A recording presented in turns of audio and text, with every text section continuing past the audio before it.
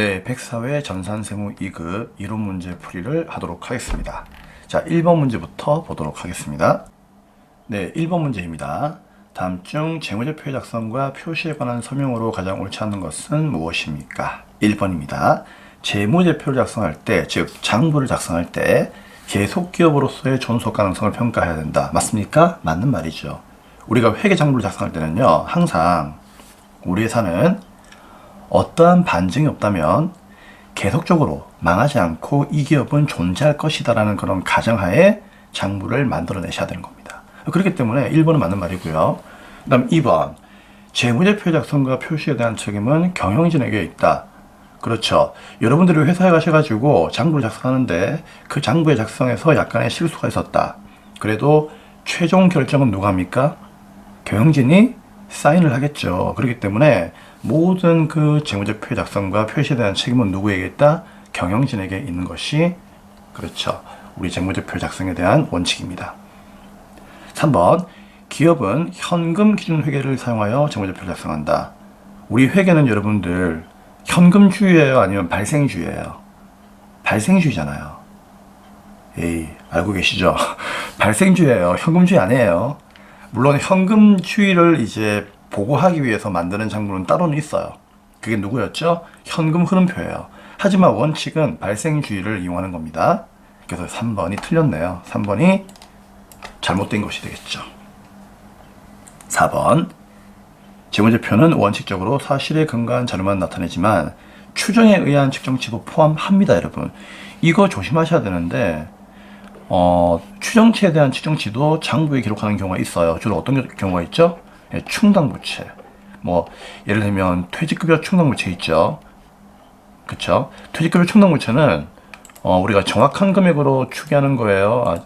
작성하는 거예요. 아니면 추계하는 거예요. 추계하는 거죠. 그쵸? 이런 것들. 그 다음에 대손해 추정률. 그쵸? 이런 것들도 전부 다 추정치입니다. 그래서 4번도 맞는 말이에요. 자, 정답은 3번이고 이제 2번 문제 풀어보도록 하겠습니다. 2번 문제입니다. 다음 중 재고자산에 대한 설명으로 가장 옳지 않은 것은 무엇입니까? 1번, 선적지 인도 조건으로 판매한 운송 중인 상품은 판매자의 재고자산이 아니다. 맞는 말이죠. 선적지 인도 조건이란 배에다가 물건을 실어버리는 순간 모든 거래가 끝나는 거죠. 그쵸? 그럼 배에다가 물건을 판매한 사람이 실어주었으니까 그 물건은 이제 누구 거예요? 매입자 거죠. 그쵸? 그래서 매입자의 재고이기 때문에 당연히 뭐다? 판매자의 재고자산이 아니란 얘기예요. 맞는 말이죠. 2번, 선입선출법은 기말 재고자산이 가장 최근의 매입분으로 구성되어 있고 기말 재고가 시가에 가깝다. 자, 밑에 보시면 상품 계정 하나 그려놨어요, 쌤이. 자, 읽어볼게요. 자, 상품은 기초상품에서 순매입을 더하고 기말 상품을 빼면은 매출원가가 나오는 그런 구조로 되어 있죠. 자, 이렇게 보시면 되는데, 자, 차변이 뭐죠? 항상 창고가 되겠죠. 그럼 예를 들어서 기초의 상품이 예를 들어서 한 개 100원이고요. 그 다음에 똑같은 물건을 하나 더 구입을 했는데, 자, 이 구입한 물건이 예를 들어서 한 개당 200원이에요.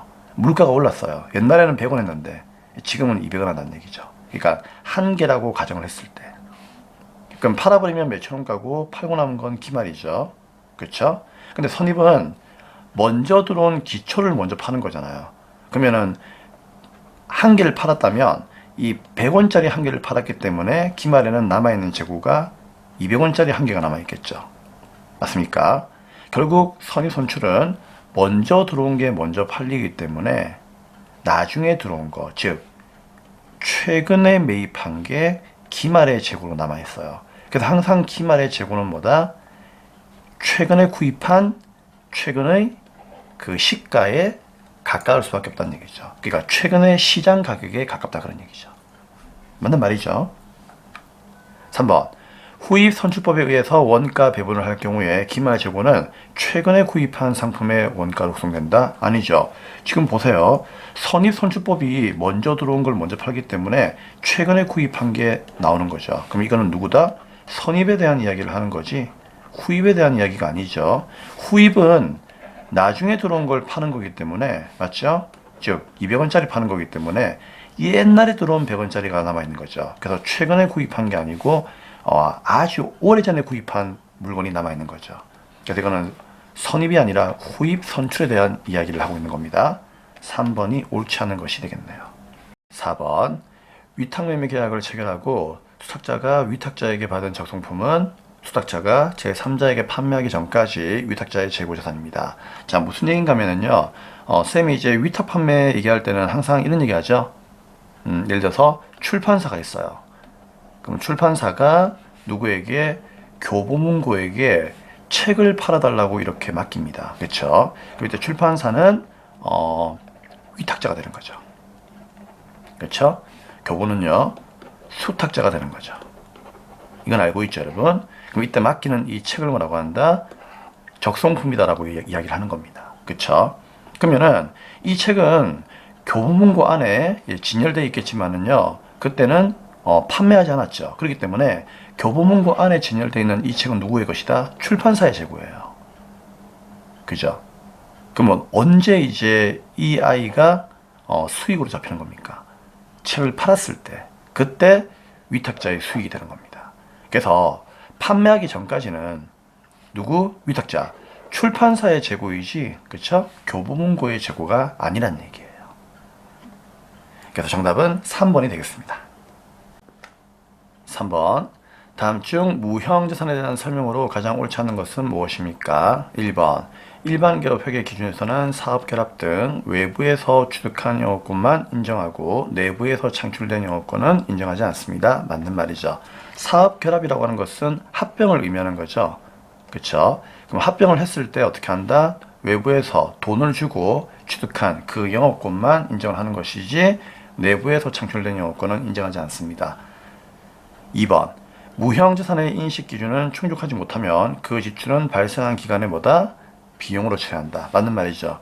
우리가 무형자산은 크게 두로 나누죠. R&D, R이 뭐예요? R, 연구 단계, 리서치죠. D는요, Develop, 개발 단계죠.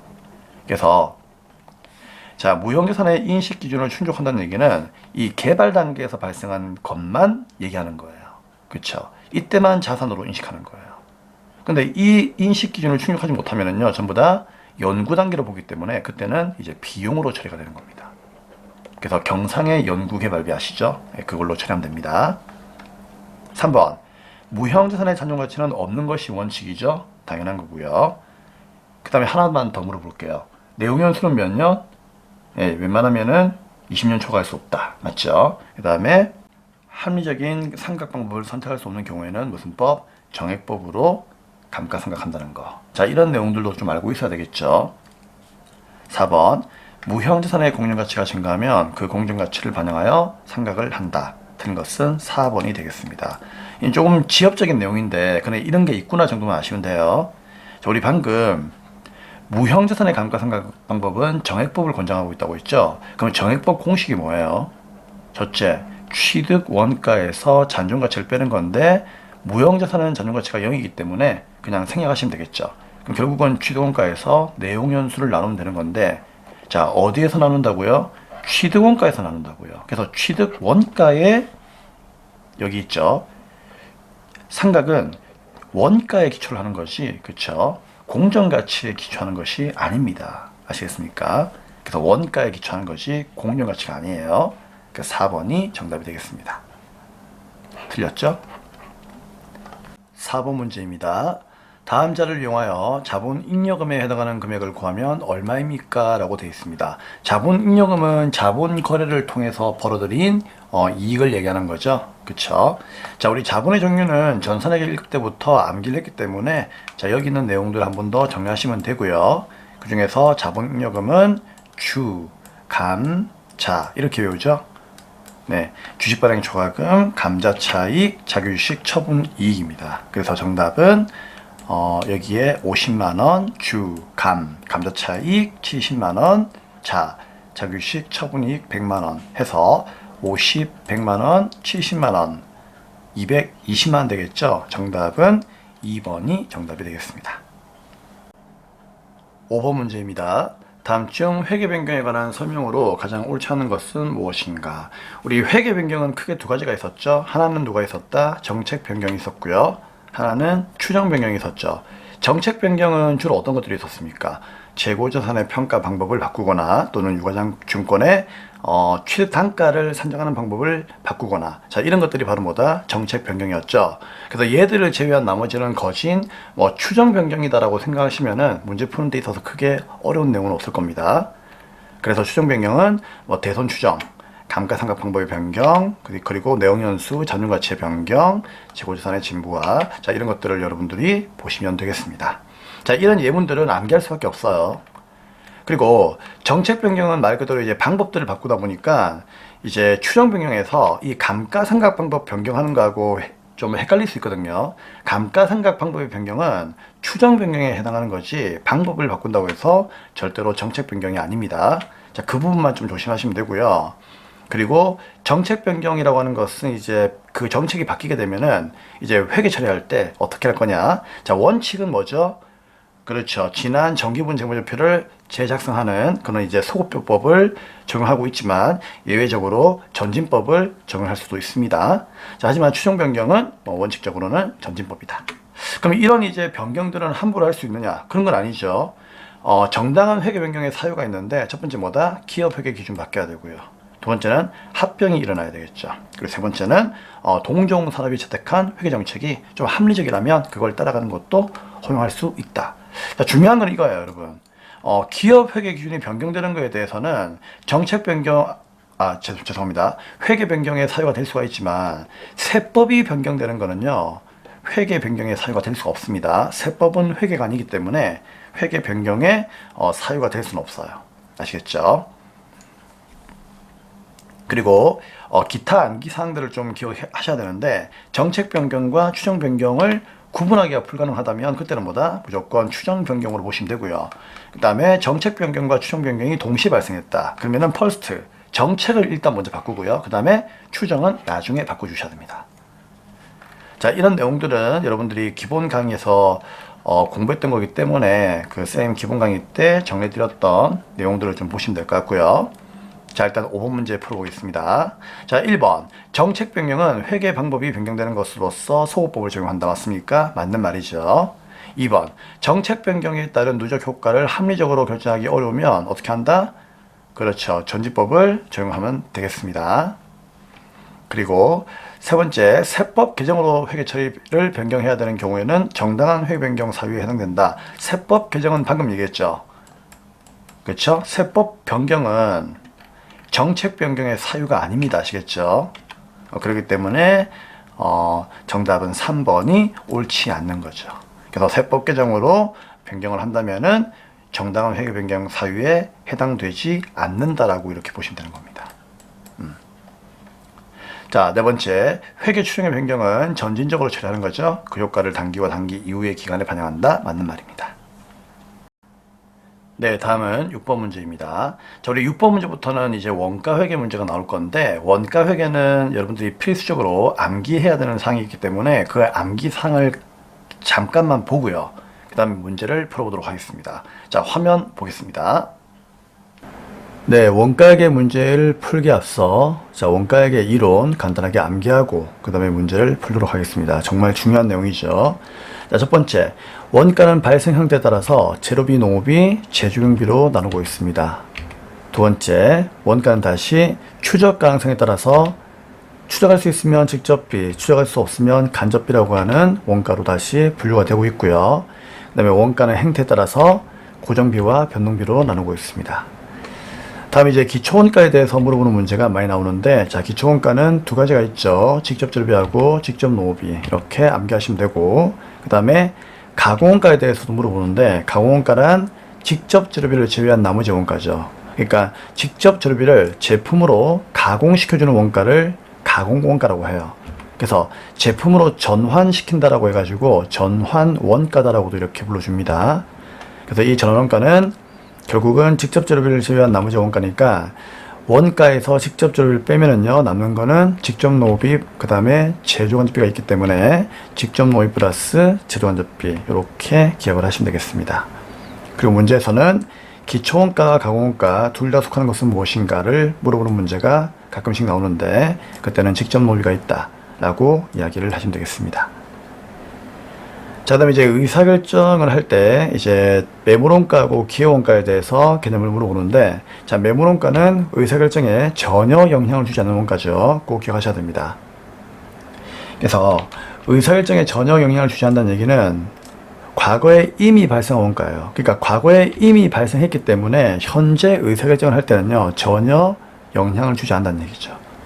꼭 기억하시고요. 그 다음에 기여원가는 최선의 선택을 위해서 포기한 다른 원가 중에서 가치가 가장 높은 원가를 의미합니다. 그렇죠? 그 다음에 마지막으로 고정비와 변동비에 대해서 이제 요 두 가지의 그래프의 모양을 물어보는데, 먼저 변동비부터 보겠습니다. 자, 변동비는요, 생산량이 오른쪽으로 갈수록 증가하는 거죠. 그러면 생산량이 증가하면은 총 원가가 증가합니다. 그렇죠? 하지만 요거는요, 단가는 일정합니다. 알고 있죠? 그래서 이 내용을 꼭 암기하셔야 되고, 반면에 고정비는요, 생산량이 오른쪽으로 증가할수록 전체 원가는 일정하지만 단가는요, 그만큼 감소할 수 있다. 기억나시죠? 같이 암기를 하셔야 됩니다. 그럼 거꾸로 갔을 때도 볼 수 있기 때문에, 자, 거꾸로 갔을 때는 어떻게 되겠습니까? 변동비는 생산량 감소하면은 총원가도 감소하고, 그렇죠? 하지만 단가는 그대로 일정합니다. 근데 고정비는 어떻습니까? 생산량 감소해도 총원가는 일정하지만 단가는 오히려 증가할 수가 있다, 그 얘기예요. 그쵸? 그래서 거꾸로 갈 수도 있는 거기 때문에 이렇게 두 가지를 양방향으로 언제라도 물어볼 수 있으니까 꼭 암기를 해 주셔야 되겠습니다. 자, 그럼 이제 원가액의 문제 풀이하도록 하겠습니다. 네, 그러면 6번 문제부터 풀이를 하도록 하겠습니다.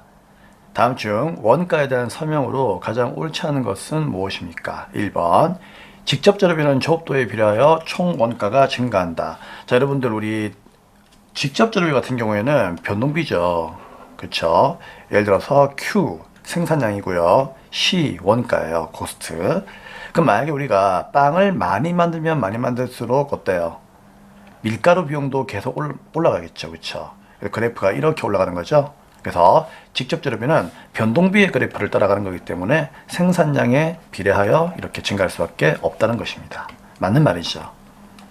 2번, 단기총 제조원가는 단기에 발생한 기본원가와 제조원재료원가의 합이다. 그러니까 제조원가는 어차피 직접비와 간접비의 합이죠.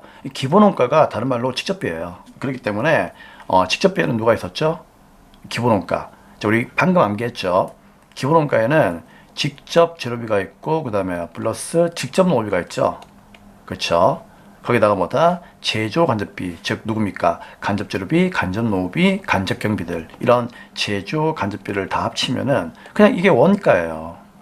맞죠? 그래서 기본 원가와 제조 간접비의 합은 결국 원가입니다. 원가. 모든 원가는 이렇게 두 가지로 구성되어 있으니까. 그렇죠? 맞는 말이고요.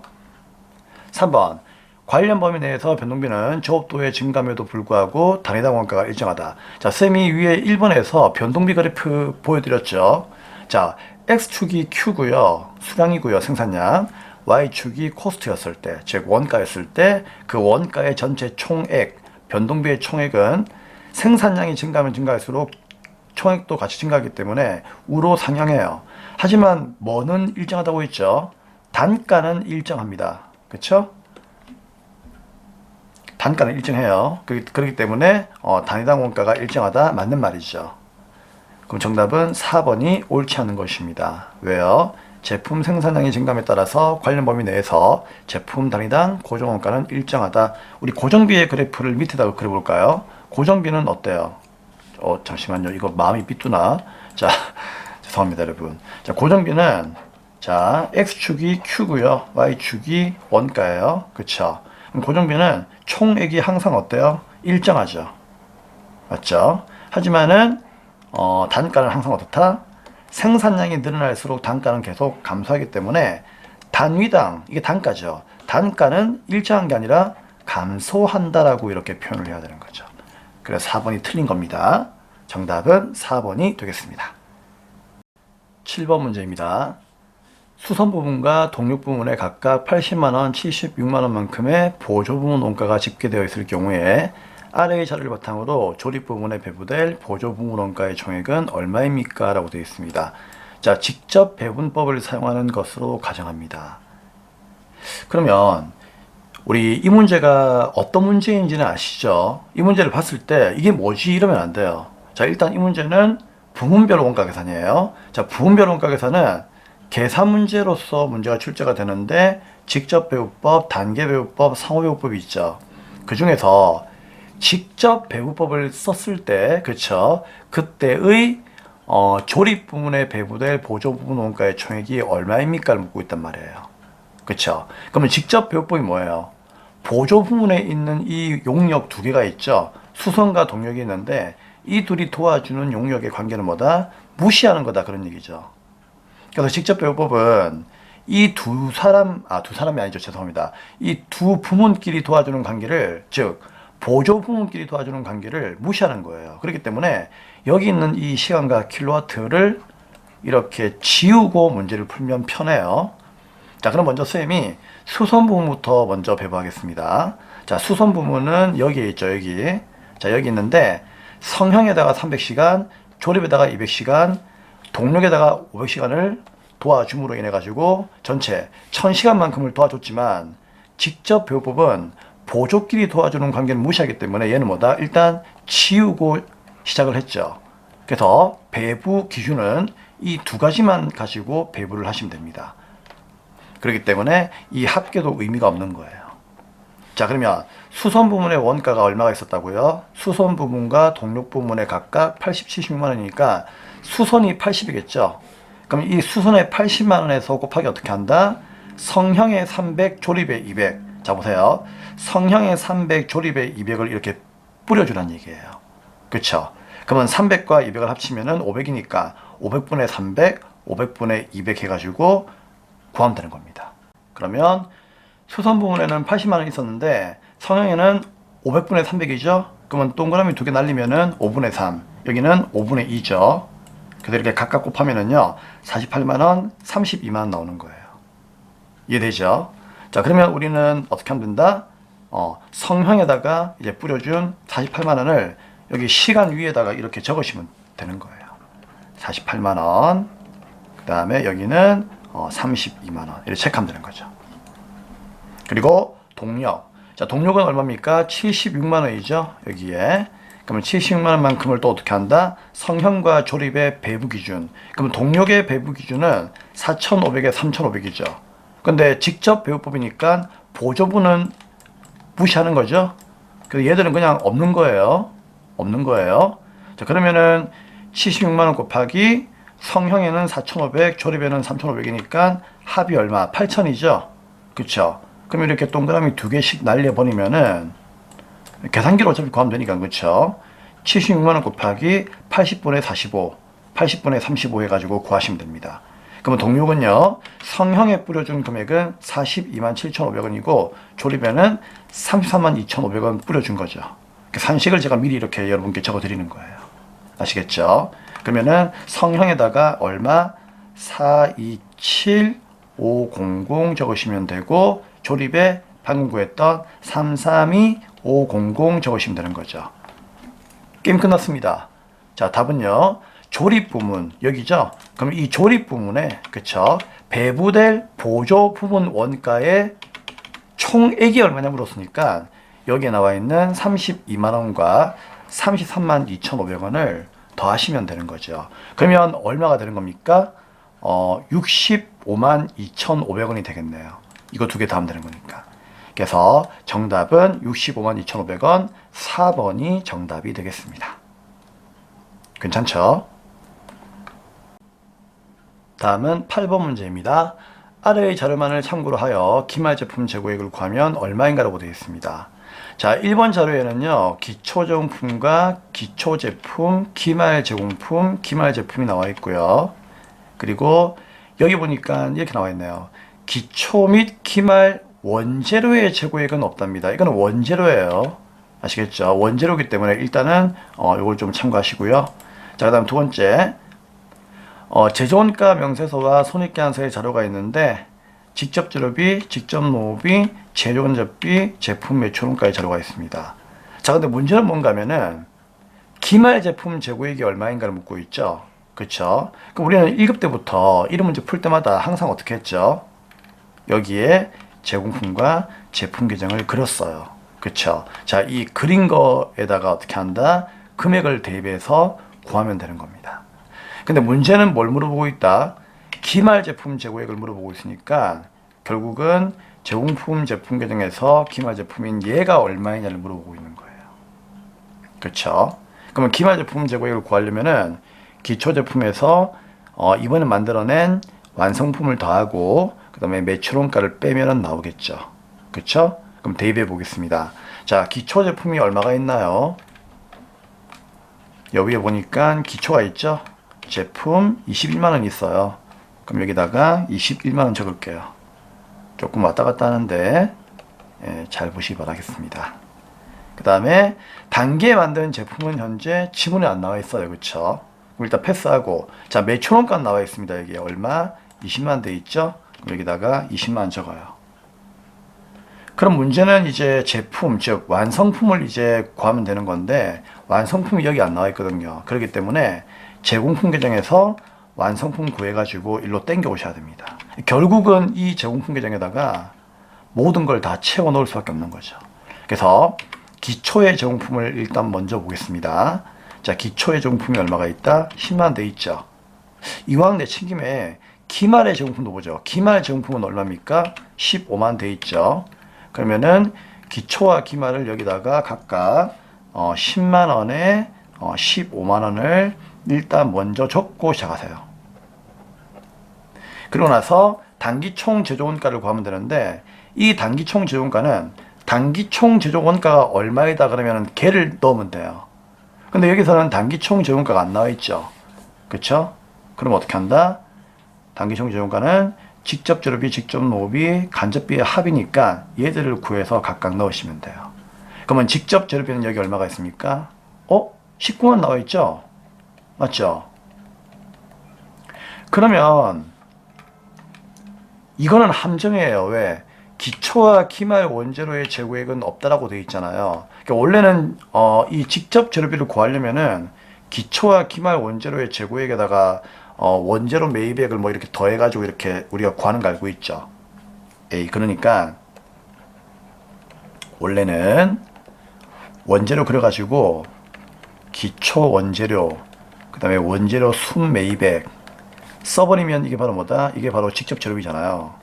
쓰고 남은 것들은 기말 원재료잖아. 그쵸? 그러니까 원래는 이렇게 대입을 해서 얘를 구해야 되는 건데 요 직접 재료비가 지금 현재 나와 있어요. 나와 있으니까 굳이 이 지문에 대해서는 신경 쓸 필요가 없다는 얘기죠. 이미 나와 있으니까. 그쵸? 그래서 19만 적으시면 돼요. 그리고 직접 노비는 10만 원이죠. 여기 바로 또 대입하시면 돼요. 어려운 문제가 아니네요. 그쵸? 10만 원. 그리고 간접비 얼마? 15만 나와 있죠. 그럼 여기다가 또 어떻게 한다? 15만 원 적으시면 돼요. 그죠? 그러면 10만 원, 19만 원, 10만 원, 15만 원 다 더해가지고 요 기말제공품 빼면 되는 거죠. 그러면 제품이 얼마가 나오느냐? 계산해 보니까 보자. 39만 원 나오는 거예요. 39만 원. 맞죠? 요거 다 더해가지고 빼면 돼요. 그럼 39만 원 나오는 거고 여기에서 21만 원 더해서 매출원가를 빼면은 답이 나온다는 얘기죠. 그러면은 두 개 다 하니까 60만 원. 20만 원 빼니까 얼마? 40만 원이 기말 제품이 되는구나. 정답은 1번이 정답이 되겠습니다. 네, 9번 문제입니다. 원가 자료가 다음과 같을 때 단기에 직접 재료비를 계산하면 얼마입니까? 자, 이 문제도 우리가 방금 풀었던 바로 위에 문제죠. 이 8번 문제와 같이 제공품하고 제품 계정을 그려야 돼요. 왜 그런가 하면은 지금 9번 문제가 직접 재료비가 얼마인가를 묻고 있거든요. 근데 직접 재료비는 여러분들 방금 8번에서 선생님이 구하는 방법 알려드렸죠. 이 원재료 계정에서 구한다고요. 기초의 원재료에서 순매입 원재료 더해가지고 기말에 쓰고 남은 원재료 빼면은 직접 재료비 나오는데 얘가 어디에 위치한다? 제공품 계정에 여기에 위치합니다라고 선생님이 방금 위에 문제 설명하면서 여러분께 알려드렸잖아요. 거기에 대해서 뭐 이해가 안 되거나 그런 건 없죠. 맞죠? 그럼 결국 이 문제는 어떻게 풀면 되는 거죠?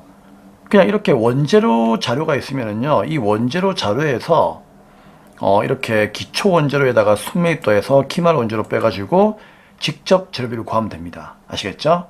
그런데 이 9번 문제에서는 다시 한번 볼게요.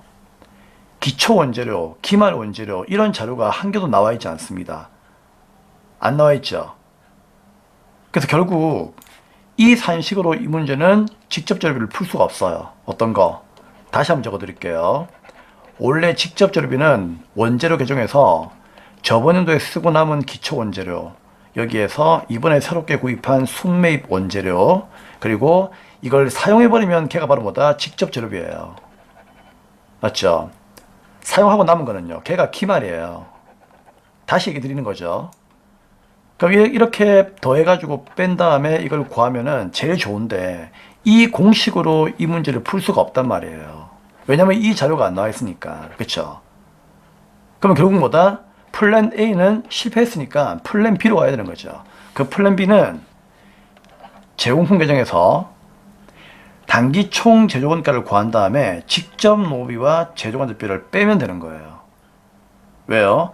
단기 총 제조원가가 직접 재료비, 직접 노비, 제조관제비를 다 더한 거의 합이기 때문이죠. 맞습니까?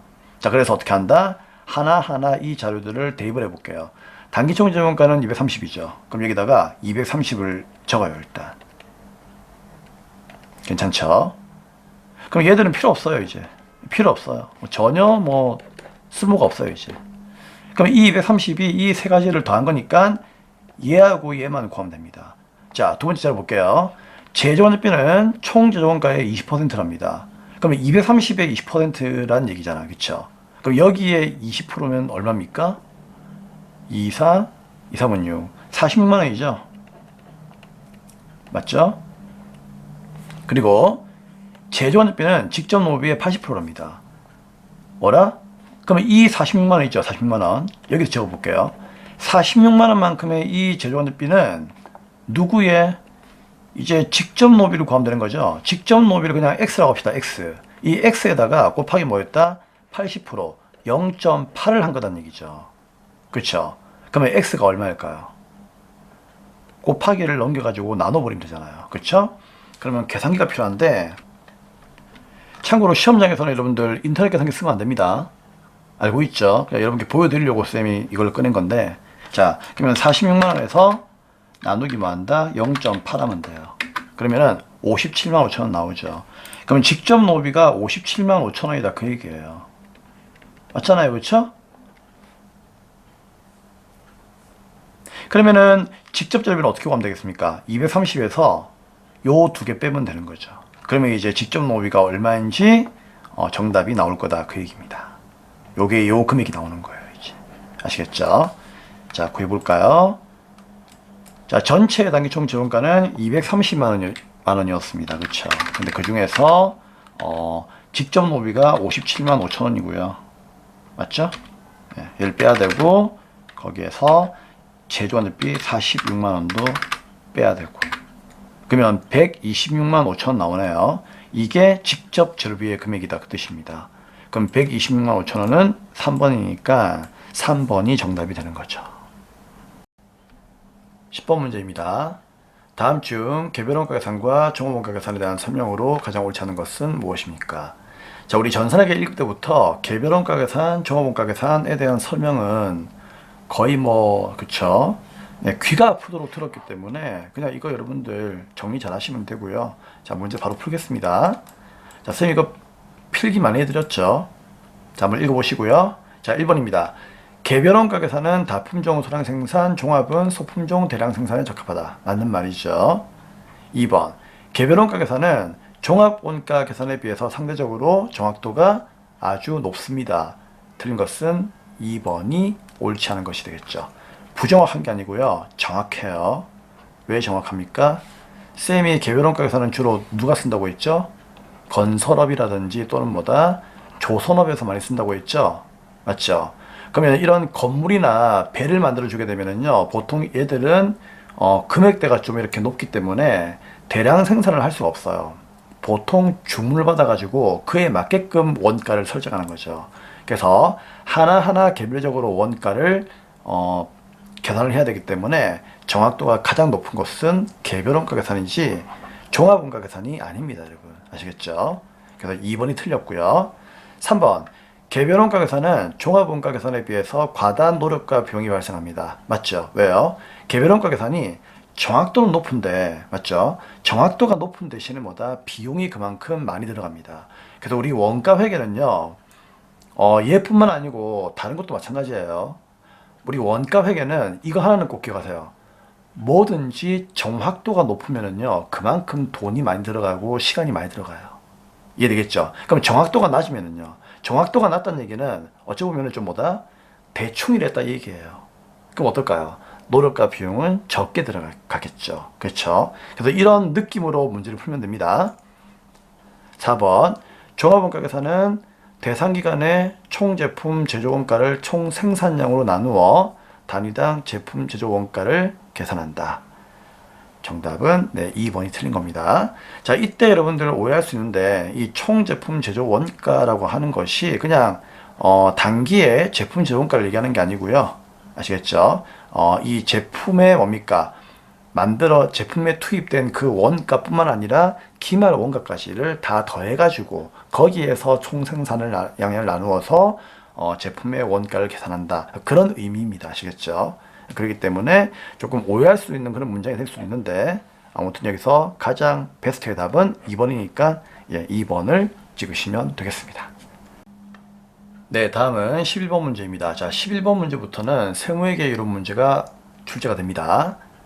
자, 11번.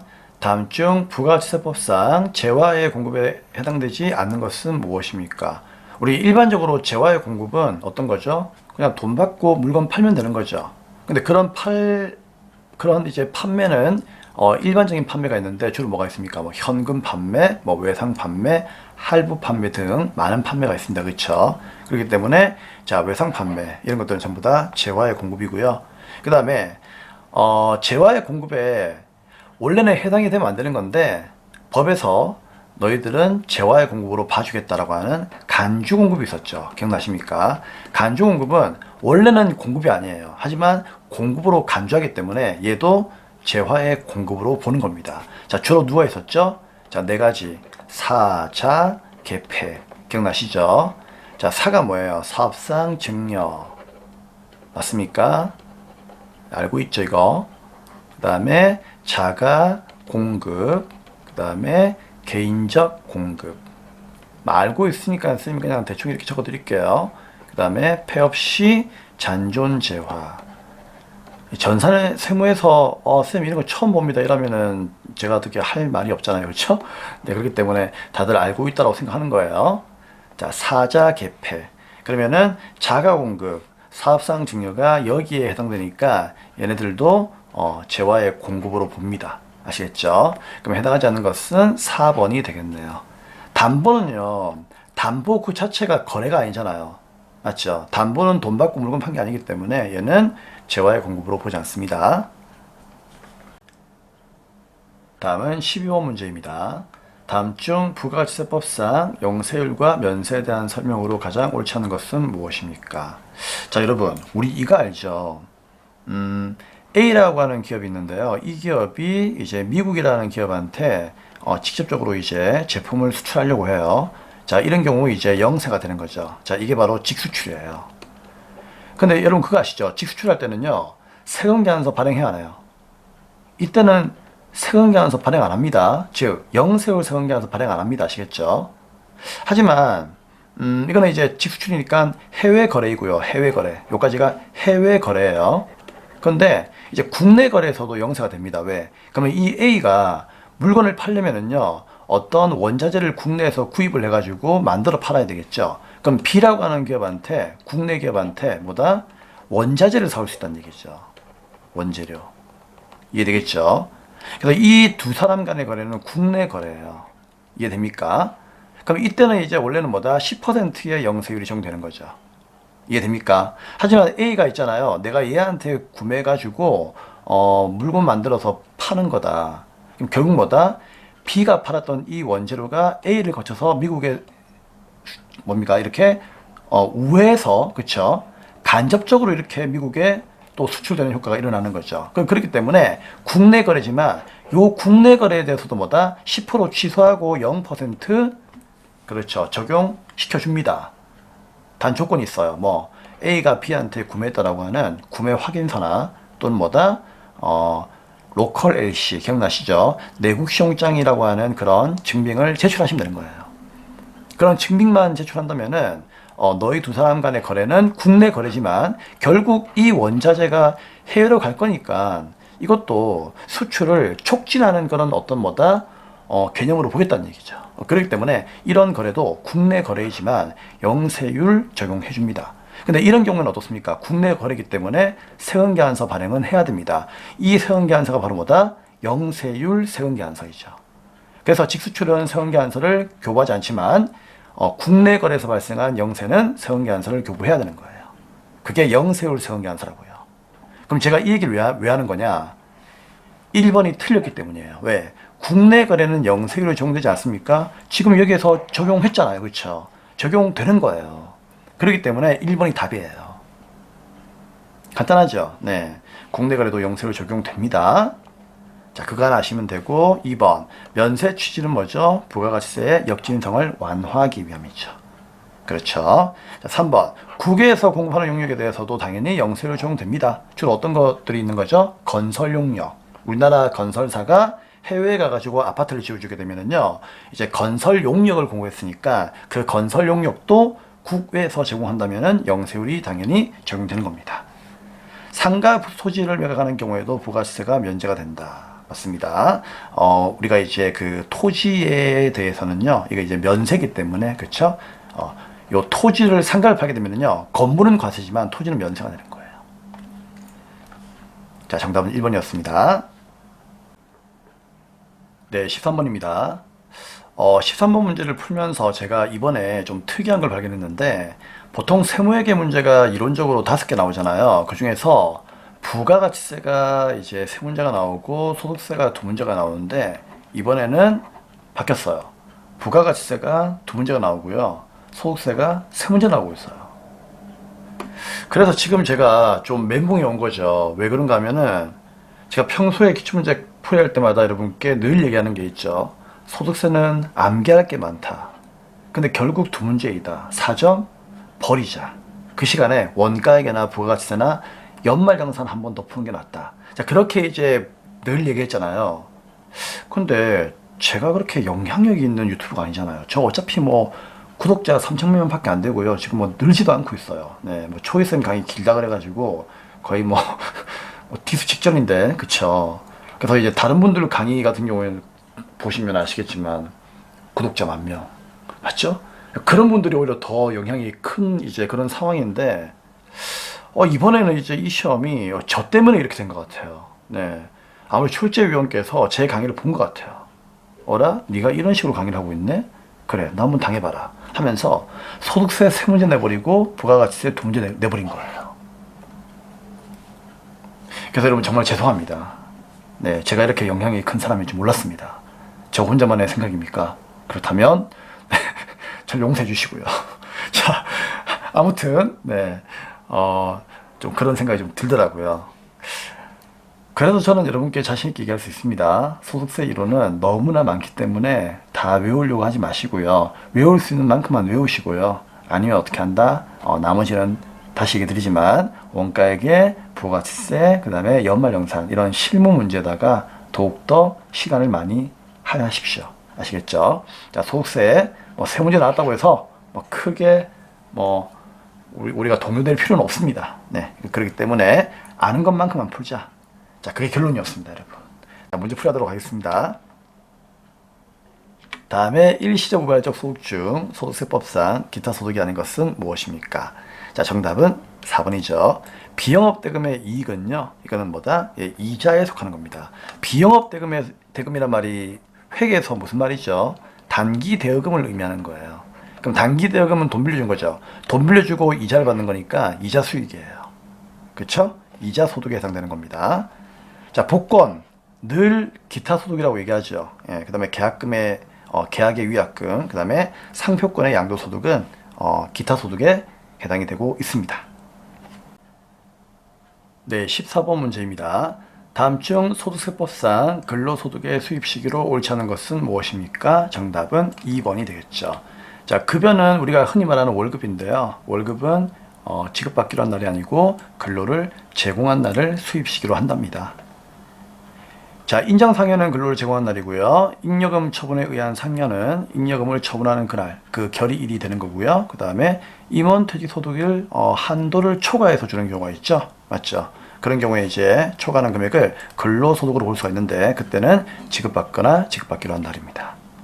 자, 이런 거 암기할 수 있겠습니까, 여러분? 머리 아프죠? 우리 근로소득의 수입 시기뿐만이 아니고 이자, 배당, 사업, 연금, 근로, 기타 소득 다 외우셔야 돼요. 근데 그 내용이 너무나 많고 너무나 지엽적이에요. 그런 내용들은 솔직히 쌤도 못 외웁니다. 저도 외웠다가 돌아서면 까먹어요. 예, 그렇기 때문에 상당히 좀 공부하기에는 좀 효율적이지 못하다 그래 볼 수 있는 거죠. 그래서 일단 나는 뭐 외우겠다 하시면은요, 외우는 건 좋은데 너무 그렇게 집중해서 하지 마시고요. 외우다가 안 되면은 그냥 어떻게 한다? 예, 그냥 버리시고 그 시간에 원가액이나 부가세나 또는 연말정산, 자, 이런 쪽의 문제에다가 좀 더 집중하시는 것이 오히려 이제 합격하는 전략이 될 수가 있겠다라고 여러분께 말씀을 드리는 겁니다. 아시겠죠? 자, 이제 15번 문제 보겠습니다. 15번 문제입니다. 다음 중 소득세법상 납세 의무자에 대한 설명으로 가장 옳지 않은 것은 무엇입니까? 자, 이 문제는 쉬웠죠? 정답은 3번이었습니다. 왜요? 거주자는 국내에 주소를 두거나, 자, 그 다음 쌤이 이거 일수 반드시 외우라고 했죠. 며칠입니까? 150일이 아니고 183일입니다. 그쵸? 옛날에는 1년이었는데 이제 지금은 183일입니다. 그래서 183일 이상 거소를 둔 개인을 말한다. 나머지는 읽어보시면 되겠습니다. 자, 이렇게 해서 104회 전산세무 2급 이론 문제 풀이는 마무리하도록 하겠습니다. 정말 고생 많으셨고요. 다음 회차에서 뵙도록 하겠습니다. 감사합니다.